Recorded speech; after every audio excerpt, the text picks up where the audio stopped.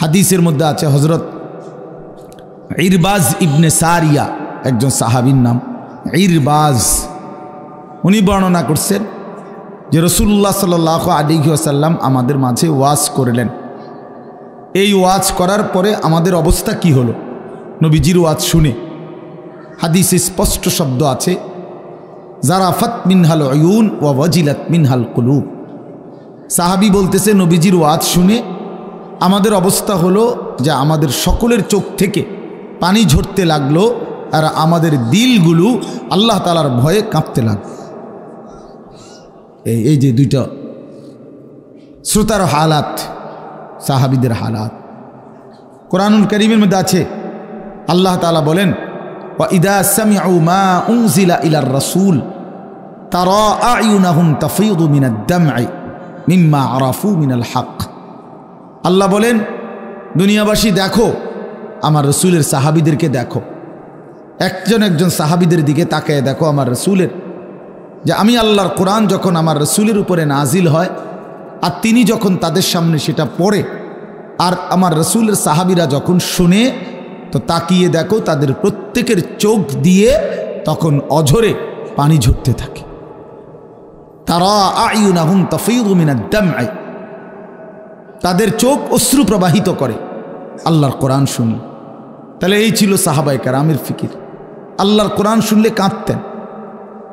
হযরত আব্দুল্লাহ ইবনে মাসউদ একজন সাহাবীর নাম, বিখ্যাত সাহাবী, তিনি বর্ণনা করছেন যে নবী সাল্লাল্লাহু আলাইহি সাল্লাম একদিন আমাকে কোরআন শরীফ শুনাইতে বলছেন, মানে নবীজি উনাকে বলছেন, ইবনে মাসউদ তুমি আমারে কোরআন পড়ে শোনাও।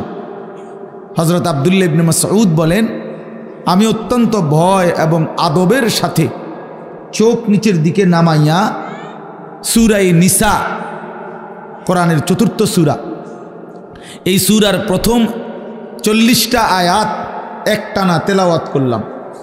৪০ আয়াত পড়ার পর নবী সাল্লাল্লাহু আলাইহি ওয়াসাল্লাম আমাকে বললেন, হাসবুকাল আন, ইবনে মাসউদ এবার থামো। তিনি বলেন আমি থামলাম। অতঃপর চোখ তুলে নবীজি সাল্লাল্লাহু আলাইহি সাল্লামের চেহারা মুবারকের দিকে তাকালাম, তাকিয়ে দেখি ফাইদা আইনাহু তাদরিফান, আল্লাহর নবী সাল্লাল্লাহু আলাইহি সাল্লামের দুই চোখ থেকে অঝরে পানি ঝরতেছে, তিনি কাঁদতেছেন। তাইলে রাসূলুল্লাহ সাল্লাল্লাহু আলাইহি সাল্লাম তিনি নিজেও আল্লাহর কোরআন শুনে কাঁদতেন, তো সাহাবায়ে কেরামও কি করতেন? কাঁদতেন। এ ছিল আল্লাহর কোরআনের কথা, দিল নরম হওয়ার কথা। সুম্মা তালিনু জুলুদুহুম ওয়া কুলুবুহুম ইলা যিকরিল্লাহ। আল্লাহ তাআলা কোরআনুল কারীমের মধ্যে বলছে, আমার কোরআনের বৈশিষ্ট্য, আমার কোরআন যে দিল দিয়ে শুনে, তো তার শরীরের সমস্ত চামড়া এবং দিল পুরাটাই আমি আল্লাহর স্মরণ, আমার ইবাদত, আমার জিকির, আমার বন্দেগীর জন্য নরম হয়ে যায়,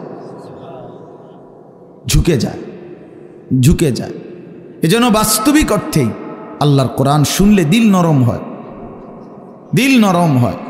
আল্লাহর কোরআন কেউ মনোযোগ দিলে ধীরে ধীরে জিন্দিগি বদলায়। আমাদের পরিবর্তন হয় না কেন? আমরা মনোযোগ দেই না, আমরা গাফলত। বুট খাইতে খাইতে ওয়াজ শুনে তো কি হবে ভাইয়া? বাদাম খাইতে খাইতে ওয়াজ শুনলে পরিবর্তন হবে না। মোবাইল টিপতে টিপতে ওয়াজ শুনলে কদ্দুর শুনলেন, কদ্দুর বুট খাইলেন, চা খাইলেন, কদ্দুর হাইটা আসলেন, তো হইল কি? মুনাসাবাত হইল কি? মুনাসাবাত হইল কি? এই জন্য বাপ, দোস্ত আমার, বন্ধু আমার, প্রিয় ভাই আমার, সবার কাছে অনুরোধ, আল্লাহর কথা মনোযোগ দিয়ে শুনতে হয়। আমার শুধু ওয়াজ না, ওলামায়ে কেরামের প্রত্যেকের নসিহত দিল দিয়ে শুনলে আল্লাহ তাআলা জিন্দিগি বদলায় দেয়, আল্লাহ তাআলা আখিরাত সুন্দর করে। আল্লাহর কোরআনের মধ্যে নূর আছে, হেদায়েত আছে, আল্লাহর কোরআনের মধ্যে শিফা, সমস্ত দৈহিক এবং আত্মিক রোগের ঔষধ আছে, ঔষধ আছে। এই জন্য আমরা উচিত এটা, তোমরা যারা নওজোয়ান ছেলে আছো, তোমাদের কাছে অনুরোধ ভাইয়া, আল্লাহর কোরআন শুনো, মনোযোগ দিয়ে শুনো, মোবাইল থেকেই শুনো, তেলাওয়াত শুনো কিছুক্ষণ। আল্লাহর কোরআন শুনলে ধীরে ধীরে দিল নরম হয়। এটা অনেক বড় একটা ঔষধ, আল্লাহর স্মরণ, আল্লাহর জিকির। আফদালু যিকরি তিলাওয়াতুল কোরআন। রাসূলুল্লাহ সাল্লাল্লাহু আলাইহি ওয়াসাল্লাম বলেন, সর্বশ্রেষ্ঠ জিকির হলো কোরআনুল কারীমের তেলাওয়াত। রাসূলুল্লাহ সাল্লাল্লাহু আলাইহি ওয়াসাল্লাম সারা রাত দাঁড়িয়ে কোরআনুল করিম তেলাওয়াত করতেন। তাফসীরের মধ্যে স্পষ্ট আছে, সূরা তাহার মধ্যে, সূরা তাহার তাফসীরে আছে নবী সাল্লাল্লাহু আলাইহি সাল্লাম মাঝে মাঝে মসজিদের খুঁটির মধ্যে রাত্রিবেলা নিজের কোমর খুঁটির মধ্যে রশি দিয়ে, গামছা দিয়ে, রুমাল দিয়ে খুঁটি সহ বান দিয়ে নিতেন, আর এভাবে বাইদা এক টানা দাঁড়ায়া ফজরের আজানের আগ পর্যন্ত আল্লাহর কোরআন তিলাওয়াত করতেন।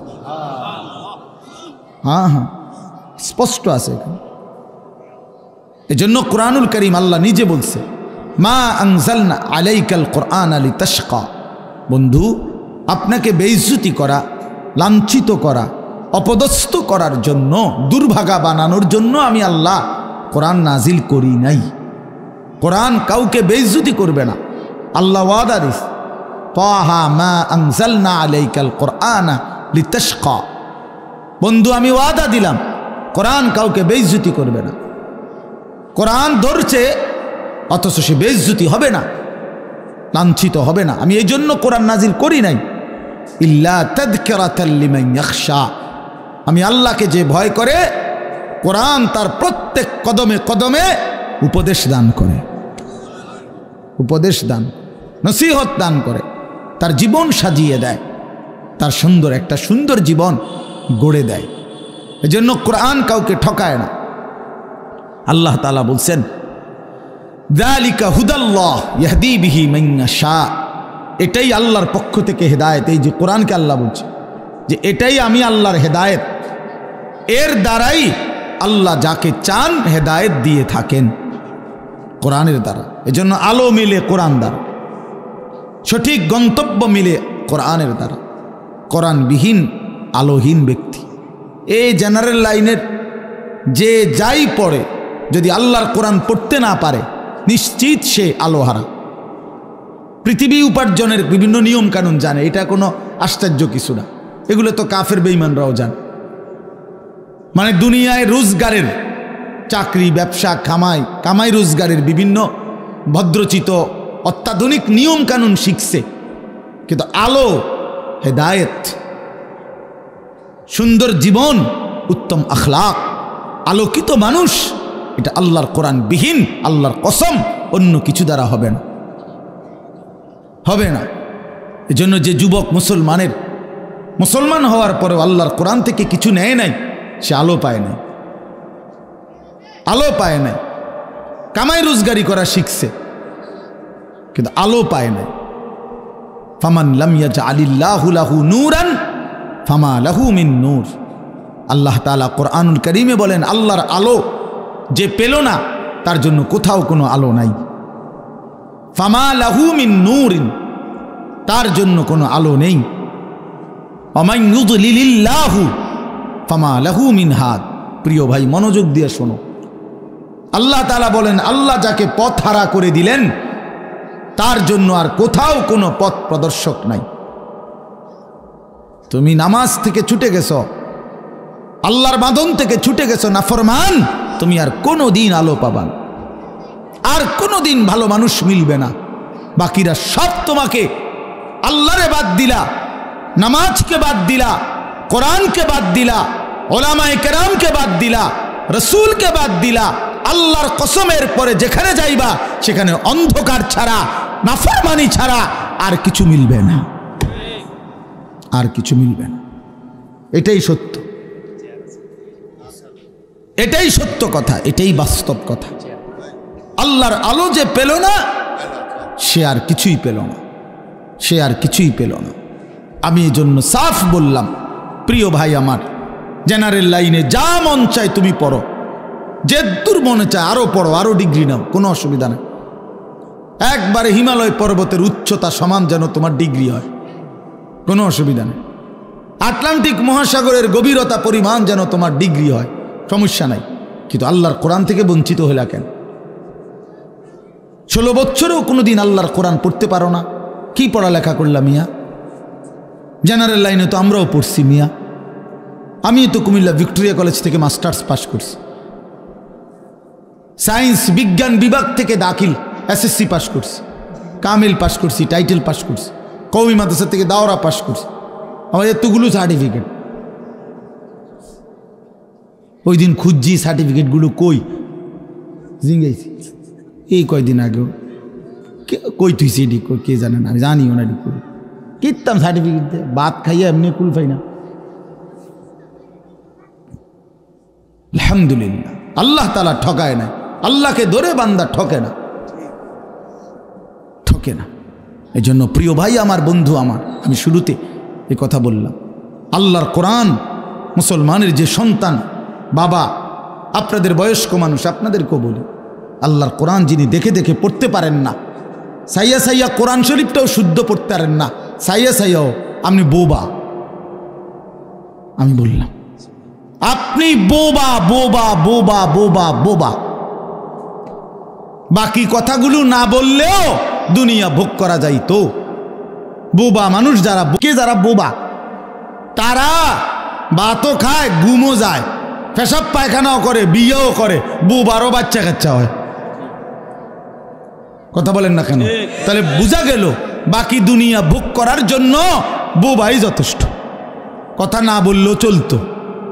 যে মালিকের দেওয়া জবান, যার দেওয়া চোখ, যার দেওয়া জিহ্বা, আরে নাফরমান তার কালাম দেখে দেখেও পড়তে পারো না। কি ঘাস কাটলা সারাটা জীবন?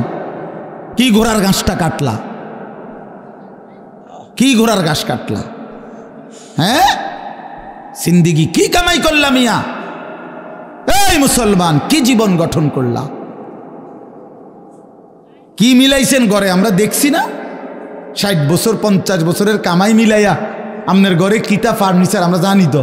সোফা এক সেট, হ্যাঁ, ওয়াল শোকেস 2টা, ডাইনিং টেবিল একখান, চেয়ার 6টা,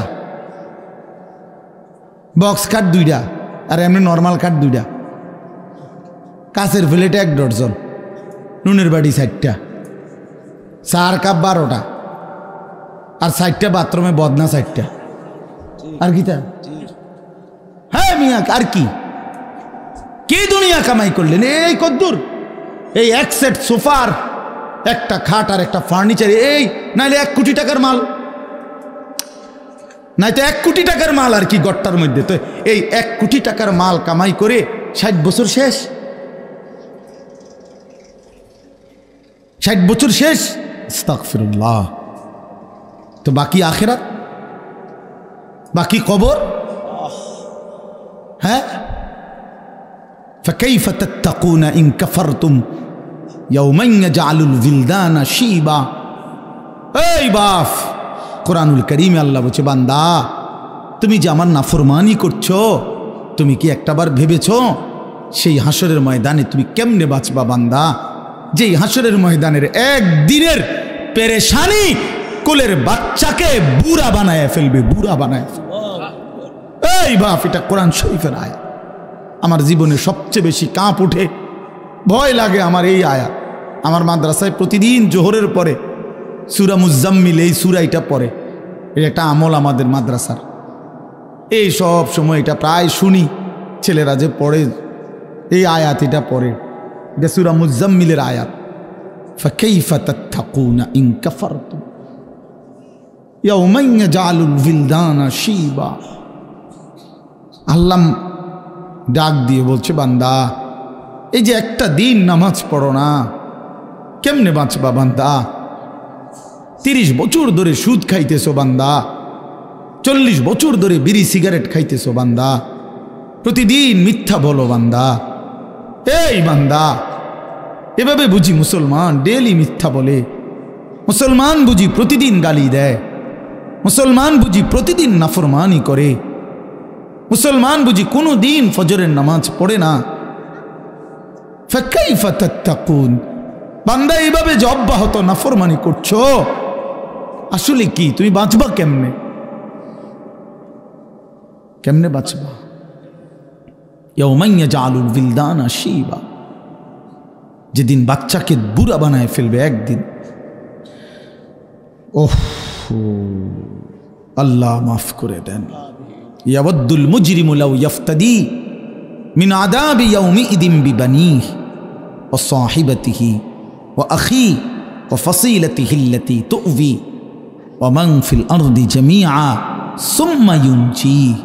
আল্লাহ বলেন নাফরমান পাপী হাসরের ময়দানে আল্লাহকে বলবে, আল্লাহ আজকে আমাকে জাহান্নাম থেকে মুক্তি দেওয়ার জন্য আপনি আমার সন্তানদেরকে জাহান্নামে দিয়ে দেন, আমার স্ত্রীকে জাহান্নামে দিয়ে দেন, আমার ভাই বেরাদরগুলোকে জাহান্নামে দিয়ে দেন, আমার বংশের সব মানুষকে জাহান্নামে দিয়ে দেন, এই পৃথিবীর সব মানুষকে জাহান্নামে দিয়ে দেন, তবু আমারে বাঁচায় দেন। খোদার কসম বাপ, এটা কোরআন শরীফের আয়াত। ওমান ফিল আরদি জামিআ, নাফরমান বলবে মাওলা গোটা পৃথিবীর সব মানুষকে জাহান্নামে দিয়ে দেন, সুম্মা ইউনজি, বিনিময়ে আমাকেই শুধু বাঁচিয়ে দেন। কাল্লা ইন্নাহা লাযা নাযাআতাল লিশ-শাওয়া, আল্লাহ বলে কখনোই না বান্দা, ইন্নাহা লাযা, এই যে জাহান্নামের ধাউ ধাউ লেলিহান আগুন, এই মুহূর্তে তুমি নাফরমানকে জাহান্নামে ছুঁড়ে ফেলা হবে, মারতেই ফেলতেই, নাযাআতাল লিশ-শাওয়া, তোমার শরীরের চামড়াগুলোকে গোশতগুলোকে প্রথম সেকেন্ডেই জাহান্নামের আগুন ভুনা বানায় ফেলবে, ভুনা কাবাব বানায় ফেলবে। একটা সেকেন্ডে জাহান্নামের আগুন তোমার গোশত চামড়া সিদ্ধ বানায় ফেলবে, ভুনা বানায় ফেলবে। শাওয়া অর্থ মাশবি অর্থ ভুনা, এতটা তীব্র আগুন এটা। ওমা আদরাকা মা হিয়া নারুন হামিয়া। আল্লাহ তাআলা বলছে বন্ধু, নবীকে বলছে, মিয়া রাসূলকে বলছে, রাসূলকে, এই দোস্ত আপনি জানেন জাহান্নামের আগুন কি ভয়ানক? নারুন হামিয়া, প্রচন্ড তাপ, উত্তাপ, লেলিহান আগুন, ধাউ ধাউ আগুন। আল্লাহ রসুল সাল্লাল্লাহু আলাইহি সাল্লাম হাদিসে আছে, এই আয়াতের তাফসিরে নারুন হামিয়া, এই আয়াতের তাফসিরে নবীজি বলছে, শুনতেছেন আপনারা? নবীজি সাল্লাল্লাহু আলাইহি সাল্লাম বলছে, নারুকুম হাদিহি জুজউম মিন ৭০ জুজআম মিন নারি জাহান্নাম। উম্মত, তোমাদের এই দুনিয়ার আগুনের চাইতে জাহান্নামের আগুন এর চাইতে ৬৯ গুণ বেশি গরম। জাহান্নামের আগুনের ৭০ ভাগের ১ ভাগ তোমাদের দুনিয়ার আগুন। শুনেন এরপরে কি হয়েছে? এই কথাটা বলার পর তাফসীরে কুরতুবীতে কথা স্পষ্ট আছে, আমি নিজে পড়ছি, আমার গাড়িতেও এই কিতাব আছে। সাহাবায়ে কেরাম এটা শুই না যে দুনিয়ার আগুন জাহান্নামের আগুনের ৭০ ভাগের ১ ভাগ, এর চাইতে ৬৯ গুণ বেশি আরো গরম জাহান্নামের আগুন। এ কথা শুনে সাহাবীরা লাফ দিয়ে উঠছে, এরকম লাফ দিয়া ফাল দিয়া উঠছে, ফাল দিয়া ভয়ে আর আতঙ্কে। সাহাবায়ে কেরাম বলছে, ওয়া ইন্না যালিকা লাকাফিয়া ইয়া রাসূলুল্লাহ, এই নবী বলেন কি, দুনিয়ার এই আগুন হতোই, এইটাই তো লাকাফিয়া, জ্বালাইয়া পুরাইয়া ছাই করার জন্য এটাই তো যথেষ্ট। দুনিয়ার এই আগুনই তো ১ সেকেন্ড সহ্য করার কোনো ক্ষমতাই নাই। নবীজি তখন বললেন, হায় উম্মত, তাহলে ভেবে দেখো এর চাইতে আরো ৬৯ গুণ বেশি উত্তাপ হবে জাহান্নামের আগুন, তো সেটা কি পরিমাণ গরম। নওজোয়ান ছেলে, কেন নামাজ পড়ো না? বাপ, কেন নামাজ পড়ো না? আল্লাহরে এইভাবে ভুলে গেলা,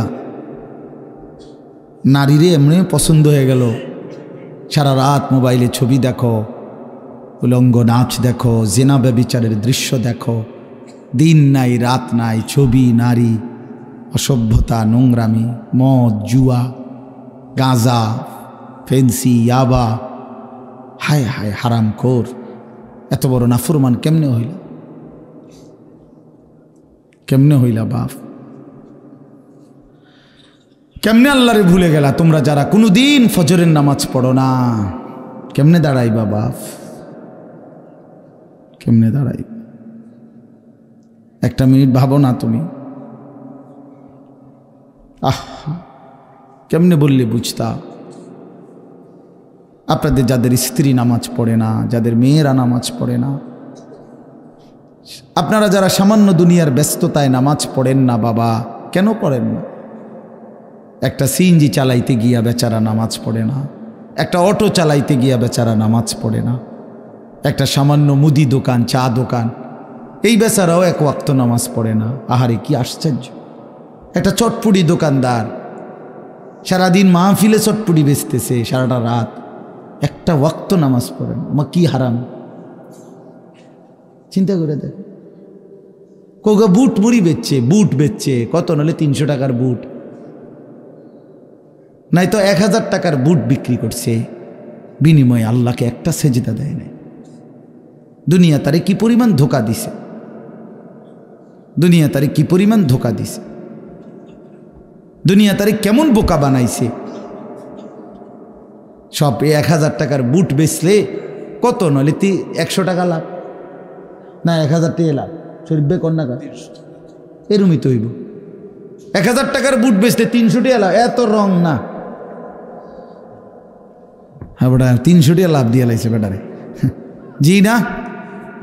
কত নইলে 70, 80, 100 টাকা লাভ হবে। আচ্ছা ধরেন শরীফ ভাই কইছে মুরব্বী মানুষ 300 টাকাই লাভ, তো 300 টাকার জন্য জোহর, আসর, মাগরিব, ইশা সব বাদ। কি পেয়ে কি হারাইলাম, কাকে ধরলাম কাকে ছাড়লাম। কুল মা ইনদাল্লাহি খায়রুম মিনাল লাহবি ওয়া মিনাত তিজারা। আল্লাহ বলছে নবী বলে দেন, ও দুনিয়াবাসী, তোমাদের এই ব্যবসা বেচা কিনা, তোমাদের এই রং তামাশা, যুবক তোমার এই তামাশা, তোমার এই গান বাদ্য নাচ গান, এই সব কিছুর বিনিময়ে এর বিপরীতে সেজদা দিলে, নামাজ পড়লে, গোলামি করলে আল্লাহর কাছ থেকে যা পাইতা, আল্লাহ বলছে বন্ধু বলে দেন সেটা তোমাদের এই তামাশা এবং ব্যবসা বেচা কিনা আয় রোজগার চাইতে কোটি কোটি গুণে উত্তম, কোটি কোটি গুণে উত্তম। আল্লাহু খায়রুর রাজিকিন, আল্লাহই হচ্ছেন সর্বোত্তম রিজিক দাতা। এজন্য প্রিয় ভাই, প্রিয় বাবা, আমার প্রিয় সন্তানরা, ছেলেরা, নওজোয়ান সাথীরা, সবাই মিলে এটা রাত গভীরে আমরা ভাবি, নিজের জীবনের কদর করেন, হায়াতের কদর করেন। এই আয়াত আবার কইলাম, বারবার মনে করবেন যে হুজুরে একটা আয়াত বলছে, ফাকাইফা তাত্তাকুনা ইন কাফারতুম। আল্লাহ খুব মায়া কইরা যেন বলছে, বান্দা কিরে বান্দা এরম করস, কেমনে রে বাঁচবি তুই, কেমনে রে বাঁচবি, কেমনে বাঁচবি বান্দা এত নাফরমানি করে সেই হাসরের ময়দানে, যেদিন কোলের বাচ্চা বুড়া হয়ে যাবে পেরেশানিতে। কোরআন শরীফে আছে যেদিন ইসরাফিল ফু দিবে, আল্লাহর কসম ভাই, কোরআন শরীফের আয়াত, সূরা হজ একটা সূরা আছে, এখানে আছে, আল্লাহ বলেন ইন্না জালজালাতাস সাআতি শাইউন আযীম। ইসরাফিল যখন সিংগায় ফু দিবে, জমিনের মধ্যে ভূমিকম্প শুরু হবে গোটা কায়নাতে, তখন মানুষ এই পরিমাণ অস্থির হয়ে যাবে, বেকারার হয়ে ছুটাছুটি করবে। তো আল্লাহ নিজে বলতেছে, ইয়াউমা তারাউনাহা তাদহালু কুল্লু মুরদিআতিন আম্মা আরদাআত। যে মা তার কোলের বাচ্চা দুধ খাওয়াইতেছিল, আল্লাহর কসম আল্লাহ বলে ওই মা দুধের বাচ্চা ছুঁড়ে ফেলে দিবে। এইটার অর্থ এটা, ওয়াতাদাউ কুল্লু যাতি হামলিন হামলাহা। যে মার পেটে সন্তান 8 মাসের 9 মাসের বাচ্চা, আল্লাহ বলেন ওই মা এইভাবে পাগলের মতো দৌড়বে, ছুটবে, গর্ভের বাচ্চা নিজে নিজেই বের হয়ে যাবে। ওয়াতারান নাসা সুকারা, আল্লাহ বলে সবগুলো মানুষ পাগলের মতো, মাতালের মতো হয়ে যাবে, মাতাল হয়ে যাবে, মাতাল। ইয়াউমা ইয়াকুনুন নাসু কাল ফারাশিল মাবসুস।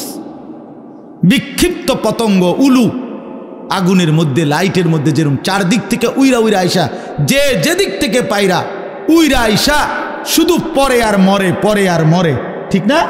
আল্লাহ কোরআনে বলছে ইসরাফিল ফু দিলে এই কোটি কোটি মানুষ যে যেদিকে পারে ছুটাছুটি করে পড়বে, মরবে, পড়বে, মরবে।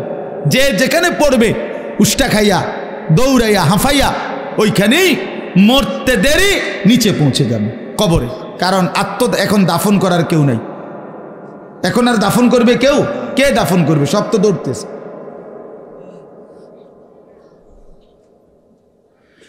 এই জন্য আমি অনুরোধ করছি বাপ, আপনারা প্রত্যেকে এই যে ফিকির, আমাদের প্রিয় হজরত মাওলানা মাহবুবুর রহমান সাহেব ইত্তেহাদুল উলামার ফিকির বলছে, আল্লাহর বান্দাদের কাছে দিন পৌঁছানো, মানুষের কল্যাণে মানুষের পাশে দাঁড়ানো, মানুষের জন্য কিছু করা, মানবতার জন্য কিছু করা, আর কোনো মানুষকে, বন্যার্তকে ত্রাণ দেওয়া, ক্ষুধার্তকে খাবার দেওয়া, বস্ত্রহীনকে বস্ত্র দেওয়া, এতিম গরিব অসহায়কে খাদ্য খাবারের লোকমা তুলে দেওয়া, বিশ্বাস করেন এটা যেমন অনেক বড় সওয়াবের কাজ, নেকির কাজ, আল্লাহর কসম তার চাইতে কোটি কোটি গুণ বেশি উত্তম নেকির কাজ হলো কোনো মানুষকে জান্নাতের রাস্তা ধরায় দেওয়া, আলোর পথ দেখায় দেওয়া, আখিরাতের রাস্তা বলে দেওয়া, জাহান্নাম থেকে বাঁচার ফিকির করে দেওয়া। এটা বড় খেদমত। নবী সাল্লাল্লাহু আলাইহি সাল্লাম বলেন, ফাওয়াল্লাহি লা আন ইয়াহদিয়াল্লাহু বিকা রাজুলান ওয়াহিদান খায়রুন লাকা মিন হুমুরিন নাআম। নবী সাল্লাল্লাহু আলাইহি সাল্লাম বলেন, আল্লাহর কসম, তোমার দ্বারা একজন ব্যক্তি, রাজুলান ওয়াহিদান, একটি ব্যক্তি আল্লাহর পথ পেয়ে যাওয়া, গোটা আরবের সমস্ত দামি উট তোমাকে হাদিয়া দেওয়া তার চাইতে বেশি উত্তম। রাসূলুল্লাহ সাল্লাল্লাহু আলাইহি সাল্লাম বলছেন। এই জন্য এই মাহফিলের মাকসাদ এটা, আপনাদের জিন্দেগি বদলানো। কারো একজনের কলিজার মধ্যে একটা লোকও যদি, একটা ছেলে, একটা যুবক, সে যদি বুঝে যে আহারে আসলে তো আমার ফজরের নামাজ পড়া দরকার, আমি তো মুসলমান, আমি তো মুসলমান, আমি তো ইমানদার, আমার তো আখিরাত আছে, আমি তো মরতেই হবে। আল্লাহ তাআলা আমাদের সবাইকে বুঝ দান করেন, আল্লাহ তাআলা আমাদেরকে উত্তমভাবে কবুল করে নেন। প্রিয় ভাই, চলেন এই অল্প একটু কোরআনুল কারীমের 30 নম্বর পারা 89 নম্বর সূরা, সূরাটার নাম হচ্ছে ফজর। ফজর, আমরা যে ফজরের নামাজ পড়ি ভোরবেলা, এই ফজরের ওয়াক্ত, এই সূরার নাম এটা ফজর। এই সূরার ছোট্ট সূরা, এটা 30টা আয়াত, এর মধ্যে আমি শেষের 10 আয়াত 21 থেকে 30 তেলাওয়াত করেছি। ইনশাআল্লাহ অল্প একটু সময় আর এই আয়াতগুলোর তর্জমা এবং সামান্য 2-4টা কথা আর পেশ করতে চাই। সূরাটার নাম হচ্ছে ফজর। 5 ওয়াক্ত নামাজের মধ্যে ফজরের ওয়াক্ত, এই ভোর অত্যন্ত গুরুত্বপূর্ণ। ফজরের নামাজ বহুতই দামি নামাজ। প্রিয় ভাই, একটু মনোযোগ দিয়ে শোনো, সবার কাছে অনুরোধ করছি, বিশেষ করে নওজোয়ান ছেলেরা, তোমরা শোনো ভাই, নিজের জীবনের কদর কইরা শোনো, তোমার ভালোর জন্য বলছি ভাইয়া। তু আগার মেরা নিহি বনতা না বন আপনা তো বন, তুমি যদি কারো কোনো উপকার নাই করো তো নিজের ভালো তো করো, নিজের কল্যাণ তো করো ভাইয়া। আপনা তো বন, এটা আল্লামা সৈয়দ আবুল হাসান আলী নদভী রহমতুল্লাহ আলাইহি বলতেন যে হে যুবক, কারো ভালো যদি নাই করতে পারো, করো না, কমপক্ষে নিজের ভালো করো, নিজের কল্যাণ করো। নিজেরে কেন নষ্ট করে দিবা, নিজেরে কেন বরবাদ করে দিবা? সারা রাত তোমরা যারা না মোবাইলে ছবি দেখো, নাচ গান দেখো, প্রিয় ভাই, শেষ পর্যন্ত কোথায় গিয়ে থামবা? তোমার এই লিপ্সা, তোমার এই যৌন তাড়না, তোমার এই অসভ্য রুচি কোথায় গিয়ে থামবা? কত নারী দেখলে থামবা? কত উলঙ্গ ছবি দেখলে শেষ হবে? কত অসভ্য নারী দেখলে শেষ হবে ভাইয়া? একদিন বেলা শেষে মনে পড়বে আমার পেছনের জিন্দিগিটা ভুল ছিল, অন্ধকার ছিল, আমি ক্ষতিই করছি নিজের। শারীরিক সক্ষমতা দুনিয়াতেও নষ্ট হবে, আখিরাতটাও বরবাদ হবে। এজন্য তো বলতেছিলাম, এই ফজরের নামাজ অত্যন্ত গুরুত্বপূর্ণ নামাজ। কোরআন শরীফে আছে, আল্লাহ তাআলা সরাসরি বলছে, এই ওয়াল ফজরি, এই সূরার প্রথম আয়াত ওয়াল ফজর, আল্লাহ বলছে বান্দা আমি আল্লাহ কসম করছি ফজরের ওয়াক্তের। তাহলে ফজরের ওয়াক্ত আল্লাহর কাছে দামি ওয়াক্ত, এই জন্য আল্লাহ তাআলা সরাসরি ফজরের ওয়াক্তের কসম করেছে। কসম কোরআন শরীফে আছে, আল্লাহ তাআলা বলেন ইন্না কুরআন আল ফজরি কানা মাশহুদা, নিশ্চয়ই ফজরের ওয়াক্ত আমার সমাবেশের সময়। ফজরের ওয়াক্তকে আল্লাহ কোরআনে বলছে ফজরের নামাজ সমাবেশের নামাজ। সমাবেশ কি? হাদিসে আছে আল্লাহর নবী সাল্লাল্লাহু আলাইহি ওয়াসাল্লাম বলেন, সারা রাত আল্লাহর এই জমিনের মধ্যে কোটি কোটি ফেরেশতা এই পৃথিবীতে মানুষের আল্লাহর পক্ষ থেকে বিভিন্ন খেদমত করে, পাহারাদারি করে, এই জমিনে দায়িত্ব আদায় করে। কোটি কোটি ফেরেশতা আছে আমাদের চারদিকে আছে। আমাদের ডান কাঁধে বাম কাঁধে যে দুইজন ফেরেশতা লেখে, ওনারা ছাড়াও কিন্তু আমাদের সাথে আরও ফেরেশতা আছে। লাহু মুআক্কিবাতুম মিন বাইনি ইয়াদাইহি ওয়া মিন খালফিহি, এই কোরআন শরীফে আছে। আল্লাহ তাআলা বলছেন আমার পক্ষ থেকে পাহারাদার তদারকি ফেরেশতা আমার বান্দার সামনেও আছে, পিছনেও আছে। ইয়াহফাজুনাহু মিন আমরিল্লাহ, আমি আল্লাহর হুকুমে আমার বান্দাকে তারা, এই ফেরেশতারা আমার বান্দাকে হেফাজত করে। তাহলে এরা তো হইল দুইজন লেখে, এরা ছাড়াও আমাদের সাথে আরো ফেরেশতা আছে। ফেরেশতা আছে এই মানুষের চতুষ্পদ জন্তু যেগুলো মানুষ পালে, এগুলোর কাছে ফেরেশতা আছে। ফেরেশতা আছে। ফেরেশতা আইসা বলে কানে কানে, ভাই সাহেব তোমারে বানাইছে আল্লাহর বান্দার খেদমতের জন্য, কাজে সে এখন দুধ দোহাইবে, গরু গাভী, তুমি ঠ্যাংলাইরো না, মাথা লাইরো না, তোমারে বানাইছেই বনি আদমের খেদমতের জন্য। এরকম অসংখ্য ফেরেশতা অসংখ্য ডিউটি আদায় করে। তো সারা রাত যেই ফেরেশতারা ডিউটি করে, ওনারা ফজরের ওয়াক্তে আসমানে ফিরে যায়। আর দিনের বেলা ফজর থেকে নিয়ে সন্ধ্যা পর্যন্ত আরেক গ্রুপ নতুন ফেরেশতা আসমান থেকে নেমে আসে, ওনারা আবার দিনের বেলা ডিউটি করে। তো এই দুই গ্রুপ, যারা ফজরের ওয়াক্তে উপরে যায়, আরেক গ্রুপ নাইমা আসে। হাদিস আছে আল্লাহর নবী সাল্লাল্লাহু আলাইহি সাল্লাম বলেন, এই রাত্রিবেলার ফেরেশতারাও যাওয়ার সময় ফজরের নামাজ পড়ে যায়, আর যারা ডিউটি করতে নতুন আসে তারাও আইসা ফজরের নামাজে অংশগ্রহণ করে। এই জন্য আল্লাহ তাআলা নবী বলেন সাল্লাল্লাহু আলাইহি সাল্লাম যে রাত্রির সব ফেরেশতা এবং দিনের সব ফেরেশতা এবং ইমানদার বান্দা, নেককার বান্দা সব ফজরের ওয়াক্তে একত্রিত হয়। এই জন্য এটাকে বলে সমাবেশ। সমাবেশ। এই জন্য আল্লাহ তাআলা বলেন ফজরের ওয়াক্তে আমার ফেরেশতা আর আমার ইমানদার বান্দা একত্রিত হয়, এটাকে ফজরের ওয়াক্তের গুরুত্ব। এই জন্য আমি দুইটা কথা বলি। এক নাম্বার কথা হলো, সারা রাত যায় ফেরেশতা ডিউটি করলো আমাদের, সে যখন ফজরের ওয়াক্তে নিজে নামাজ পড়ে, সে দেখে আহা আমি যেই বান্দার ডিউটি করলাম ওই নাফরমান তো ফজরের নামাজে আসলো না। তো ফেরেশতা যাওয়ার সময় বলে, তোর উপরে আল্লাহর লানত, সারাটা রাত তোরে পাহারাদারি করলাম, তুই আমার মালিকের সেজদা দিলি না। বুঝো নাই? আবার ওই যে দিনের বেলা সারাদিন যেই ফেরেশতারা ডিউটি করবে, ওরাও যখন আইসা ফজরের নামাজ পড়ে, তো ওই আইসা দেখে নাফরমান ঘুমায়, তো তখন এই ফেরেশতারা বলে, তোর রূপে আল্লাহর গজব পড়ুক, তোরে আমি কি ডিউটি করমু, তুই বেঈমান, তো নামাজই পড়ো না।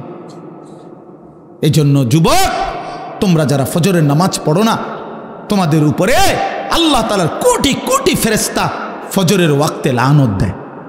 তোর রূপে খোদার অভিশাপ, আল্লাহর লানত, ফেরেশতার লানত। আর অভিশপ্ত জীবন সুখের হয় না। লানতের জীবন কি হয় না? সুখের হয় না। লানতের জীবন সুখের হয় না। হ্যাঁ, এটা মনে রাখতে হবে। জীবন মানে শুধু বাত্তরকারী না, আমি তো খানা খাইতে পারতেছি, আমি তো ঘুমাই, আমি তো পেশাব পায়খানা করি, আমার তো যৌন চাহিদা পূরণ হয়, আর অসুবিধা কি? আরে বেটা, এগুলো তো কুত্তারও পূরণ হয় বেটা। কুত্তাও তো খায়, কুত্তাও তো খায় বেটা, কুকুরও তো খায়, কুকুরও তো ঘুমায়, কুকুরও তো পেশাব পায়খানা করে, কুত্তারও তো যৌন চাহিদা পূরণ হয়, নাহলে কুকুরের বাচ্চা হয় কেমনে? কথা বলেন না কেন? তাহলে এই জরুরতগুলো তো জানোয়ারেরও পূরণ হয়। খানা, ঘুম, পেশাব পায়খানা, যৌন চাহিদা, এটুকুন নামই যদি হয় জীবন, তা আমার সাথে জানোয়ারের তফাৎ কি? বলে না কেন? বলেন। এই যুবক, বেনামাজি যুবক, বলো তোমার সাথে জানোয়ারের তফাৎ কি? বলো বেটা, লজ্জা থাকলে বলো। এতটুকু হায়া যদি না থাকে, এতটুকু আকল যদি না থাকে, তো কি গোড়ার ডিম পড়লা? যাই পড়ছো কিছু তো পড়ছো, জেনারেল পড়াই পড়ো না তো। তুমি না কিছু পড়ালেখা করছো বলে, তুমি না কিছু ক্লাস পড়লা, তো কি পড়লা ভাইয়া? মালিক চিনো না, মুনিব চিনো না, আখলাক চিনো না, আল্লাহর গোলামি চিনো না, তো কি শিখলা? আপনাদের বাবাদেরকেও বলি, আপনারা আপনাদের ছেলেকে, বেনামাজি সন্তানকে বলেন না কি শিখাইলেন, কি শিখাইলেন, কি শিখাইলেন? কারো ফিকির নাই। স্ত্রী সন্তান এদের দিন নিয়া, নামাজ নিয়া, বউটা কোনোদিন পর্দা করে না, বেটার কোনো আওয়াজে নাই। মেয়েটা পর্দা করে না, বাপের চোখে পানি নাই, মার চোখে কোনো টেনশনে নাই, কোনো টেনশন। ৮-৭ পোশাক পরে মেয়েটা প্রতিদিন বাইরে যায়, বেচারা মা একটাবারও ভাবে না, হায় হায় আমার মেয়ে যে এরকম 16 বছরের আমার মেয়েটা যে এরকম ৮-৭ কাপড় পরে যাচ্ছে, পোশাক পরে যাচ্ছে, রাস্তার ছেলেগুলো দেখলে কি ভাববে? কি এর কোনো শরম বলতে কিচ্ছু নেই, কোনো হায়া লজ্জা নাই, কোনো হায়া লজ্জা। আস্তাগফিরুল্লাহ, আস্তাগফিরুল্লাহ। কারো কোনো এই নিয়ে টেনশন নাই। ছেলেটা যে আপন ঘরে, মা বাপ জীবিত, মা বাপ জীবিত, তার মা বাচ্চা রয়েছে, বাপ বাচ্চা রয়েছে, এই ঘরে হেবড়ারা ঘুমায়, আর ওই ঘরে এই নাফরমান 365 দিনে 18 বছরের এই দামরা, 16 বছরের এই দামরা কোনোদিন ফজরের নামাজ পড়ে না, অথচ মা বাপ জীবিত। এ কেমন মা বাপ, এ কেমন সন্তান?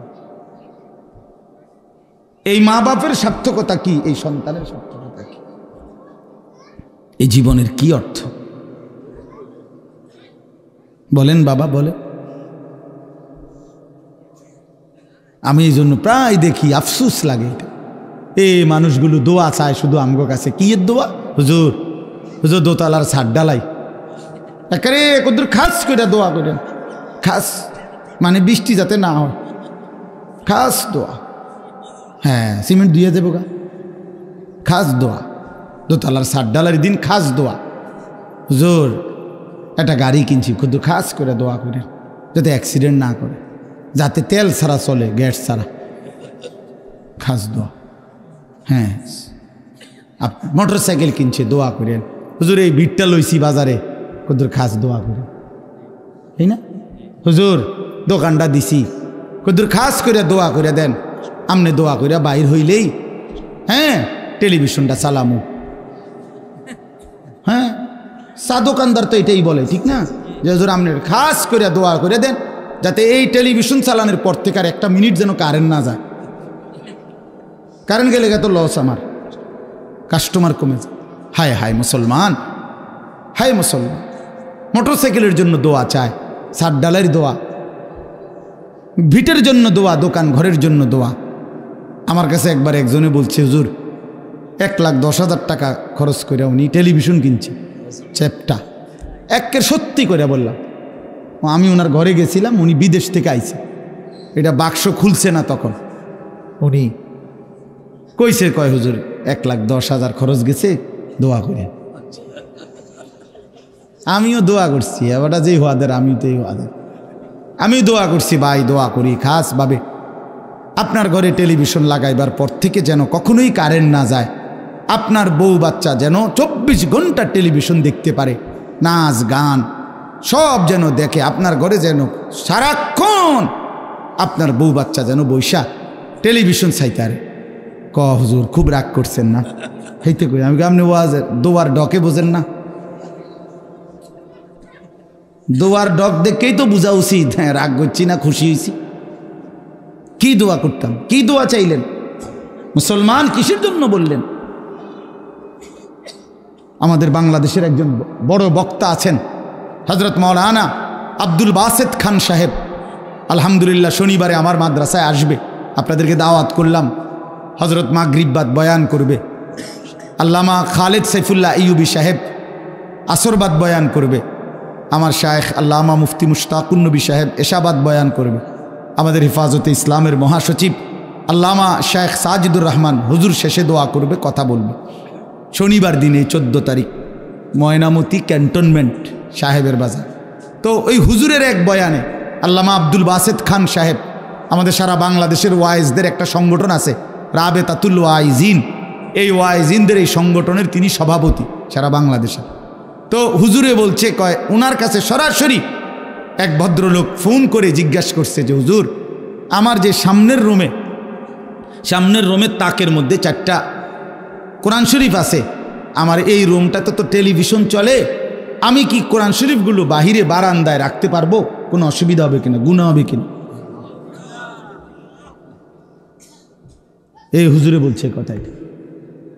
আমি রীতিমতো লাজবাব হয়ে গেলাম, নির্বাক হয়ে গেলাম যে হায় মুসলমান কি জিজ্ঞাসা করতেছে, মুসলমান কি জানতে চাইতেছে যে টেলিভিশন চলার সুবিধার্থে আল্লাহর কোরআনকে ঘর থেকে বের করে দিতে চাইছে। আহা মুসলমান, হায় মুসলমান,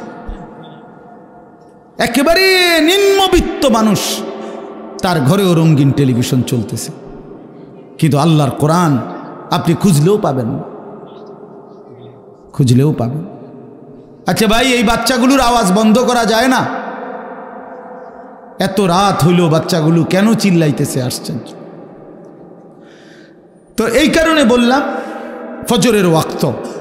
ফজরের ওয়াক্ত আপনারা সবার কাছে অনুরোধ, অত্যন্ত গুরুত্বপূর্ণ ওয়াক্ত।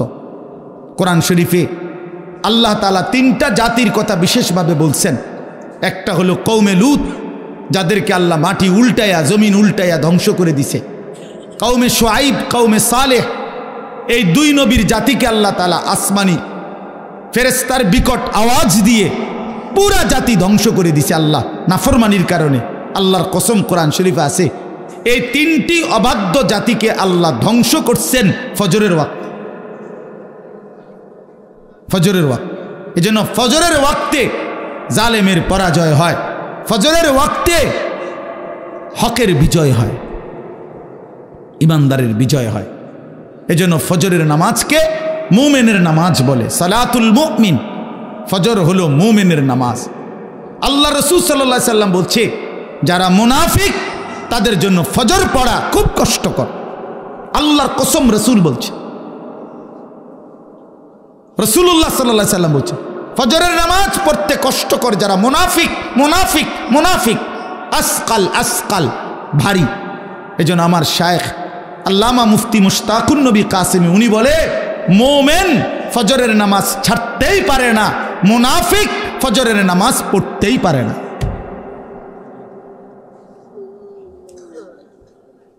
এজন্য খামখেয়ালি করেন না, ফজরের নামাজ বহুত গুরুত্বপূর্ণ। আমাদের নবী সাল্লাল্লাহু আলাইহি সাল্লাম রবিউল আউয়াল মাসের সোমবারে সর্বশেষ উম্মতকে, নবীর সাহাবীদেরকে মসজিদে ফজরের নামাজের সময় দেখে পুরা মসজিদ ভরা দেখে খুশি হয়েছিলেন এবং নবীজি চোখের পানি ফেলে কাঁদছিলেন।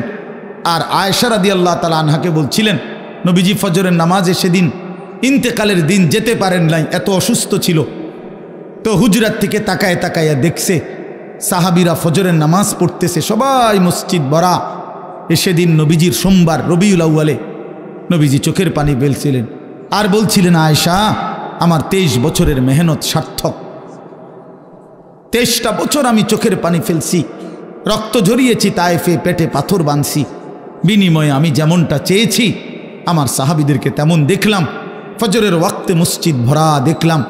এরপরেই নবীজি আল্লাহর কাছে বলছে, আল্লাহুম্মা রফিকাল আলা, আপনি বন্ধুর কাছে আমি যেতে চাই। এই সেদিন জোহরের আগেই সোমবার দিন আল্লাহ রাসূল সাল্লাল্লাহু আলাইহি ওয়াসাল্লাম ইন্তেকাল করছে। এটাই বিশুদ্ধ ইতিহাস। এজন্য নবী সাল্লাল্লাহু আলাইহি সাল্লাম উম্মতকে শেষ কোন নামাজে দেখছেন? সবাই বলেন সেই উম্মত যখন আমলনামা নিয়ে নবীর সামনে যাবে আর আল্লাহ রসুলের হাতে নিজের আমলনামা তুলে দিবে, ইয়া রাসূলুল্লাহ, এই যে আমার আমলনামা, আপনি আমার জন্য একটু সুপারিশ করেন। আল্লাহর কসম নবীজি সাল্লাল্লাহু আলাইহি সাল্লাম তখন তাকিয়ে দেখবে আর দেখবে পৃষ্ঠার পর পৃষ্ঠা, বছরের পর বছর নামাজ নাই, ফজরের নামাজ 5 ওয়াক্ত নামাজ নাই, 40 বছর সুদ খাইছে, 30 বছর ধরে মিথ্যা বলছে, হায়াতের 60 বছর অথচ অনবরত প্রতিনিয়ত বিড়ি সিগারেট খাইয়া গেছে। 60 বছর বয়স, চা দোকানে আড্ডা দিছে, নাটক সিনেমা নর্তকীর ছবি দেখছে, কথায় কথায় মিথ্যা বলছে, গালিগালাজ করছে। আল্লাহর কসম বন্ধু, কিতাবের মধ্যে আছে নবীজি চোখের পানি ফেলে দিবেন, বলবেন উম্মত এ কি আমল নামা নিয়ে আসলা? এটাই শ্রেষ্ঠ নবীর শ্রেষ্ঠ উম্মতের আমল নামা? তুমি জানো উম্মত, আমি 23টা বছর উম্মত তোমাদের জন্য আমি দিবা নিশি কাঁদছি উম্মত। আম্মা জান আয়েশা রাদিয়াল্লাহু তাআলা আনহা বলছেন, এশার নামাজের পরে নবী দাঁড়াইছে ফজরের আজান পর্যন্ত উম্মতের জন্য এক দাঁড়ানোতে চোখের পানি ফেলে কাঁদছে। নবীজি বলবেন, ভাইয়া যে উম্মত আমি 23টা বছর কেঁদেছি, সারা রাত কাঁদছি তোদের জন্য। তায়েফের পাথরের আঘাতে আমার পিঠটা চালনির মতো ছিদ্র ছিদ্র হয়ে গেছে।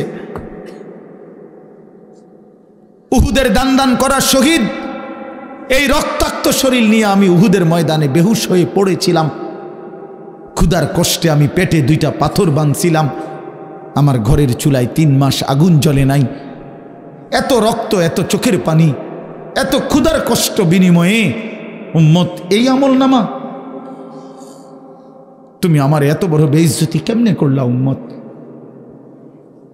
আমি শ্রেষ্ঠ নবী, তুমি আমার শ্রেষ্ঠ উম্মত।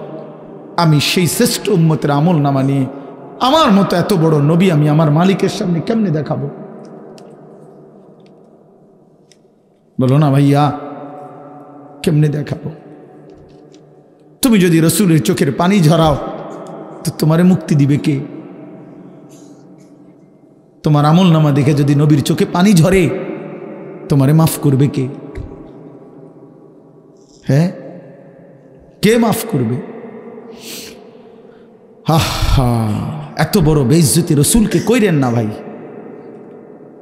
কইরেন না। নবীজি সাল্লাল্লাহু আলাইহি ওয়াসাল্লাম কষ্ট পাবে, বলবে উম্মত আমি অনেক কষ্ট করছি, জানো না উম্মত?